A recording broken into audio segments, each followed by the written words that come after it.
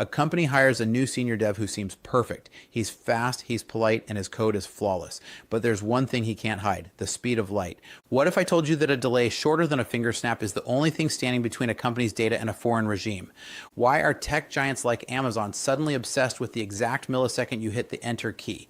Is it micromanagement, or is it a national security crisis hiding in a Slack channel? Welcome to Startup Hack. I'm Spencer, and we're passionate about helping companies protect their organizations. With 10 years of executive leadership as a fractional CTO and 25 years in software development, I've assisted countless teams with their security and penetration test requirements. Can you trust a background check when the person on the other side of the screen isn't who they say they are?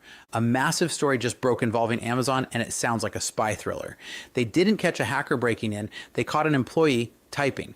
It turns out a star developer was actually a North Korean operative. He passed the vibe check, but he couldn't beat physics. The average remote worker in the US sees a latency of about 20 to 40 milliseconds. This worker was consistently hitting 110 milliseconds every single time he touched his keyboard.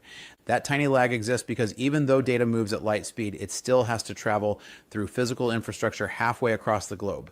By measuring the physical speed of data transfer, security teams realized this Arizona resident was actually controlling a laptop from East Asia. This is why I always tell my clients that traditional background checks are failing. You need behavioral analytics to see where the traffic is truly coming from.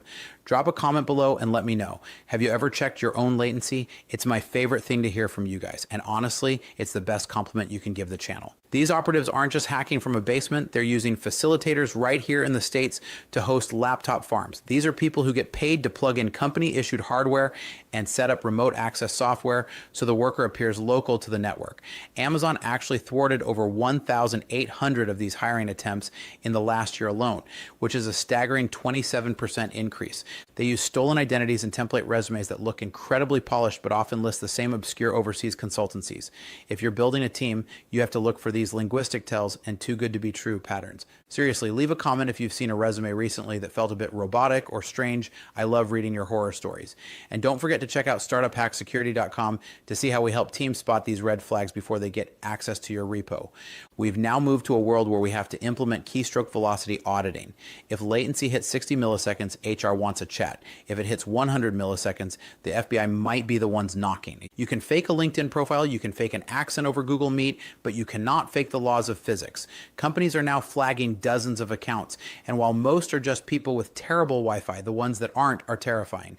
In today's remote-first world, your security perimeter isn't a firewall. It's the distance between the keyboard and the server. To learn more about the skills you actually need to stay relevant and secure, head over to startuphack.com. So what's your take on this vulnerability? Think this could be a major issue?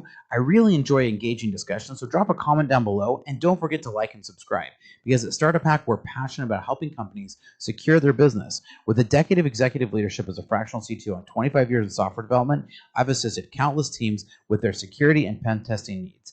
So reach out today and let us help. Check out Startup Hack Secure